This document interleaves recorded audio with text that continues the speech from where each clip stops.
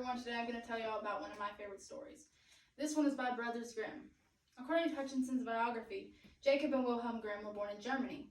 They studied law for a little bit, but they couldn't deny how much they loved listening to the stories that the village told them. They loved to write it down, and they loved to share these stories. This one story in particular is Rapunzel. In this story, it tells about this couple. They wanted a child so bad they would do whatever they had to do.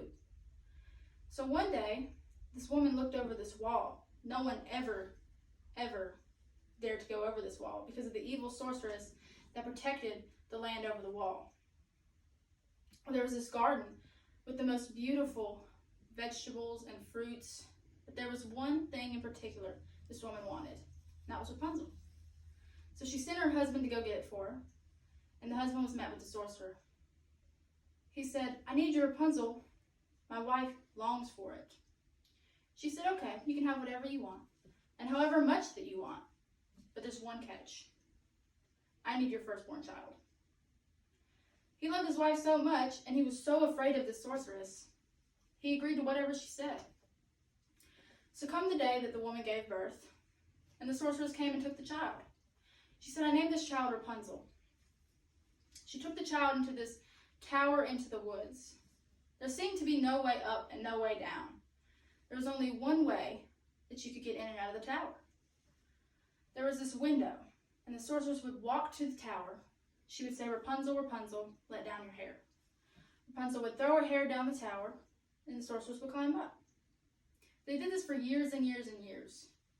And of course Rapunzel had nothing to do in the tower, so she would just sing. Well, one day, the prince of a nearby kingdom, he was just walking through the woods, and he heard the singing. He knew immediately he had to go see who was singing. So he walked over to this tower, but he didn't know how to get in. So he just sat there and watched. And he saw the sorceress come up and tell Rapunzel to bring down her hair. So he thought he would try, and he did. So he walked up to the tower, and he climbed up. And he said, "Rapunzel, you are the most beautiful girl I've ever seen. Would you be my wife?" She was startled at first. She's never seen anyone, let alone a man. But she agreed. She eventually agreed. But she said, "There's one thing. I don't know how to get down. So every time you come see me, bring me a strand of silk, and I'll weave me a way out." So they did. And then on the day that she finished the ladder, she told the sorceress, "Why are you always so mean to me? The prince is never like this, and he should be here any minute." The woman was so mad. She grabbed up Rapunzel's hair, and she cut it all off. She threw it down the tower, and she climbed down with Rapunzel.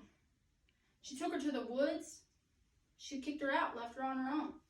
The sorceress went back to the tower, pulled the hair back up, and waited for the prince.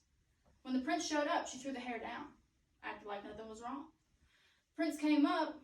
He wasn't greeted with his bride. He met the sorceress. He was so distraught that his wife was no longer there that he fell off of the tower. He fell off onto a pile of thorns that poked his eyes out. So he searched and he searched and he searched, blind for his love, until one day he heard her singing again.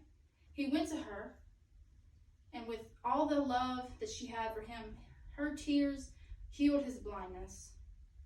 And her twins and him went back to his kingdom and lived happily ever after.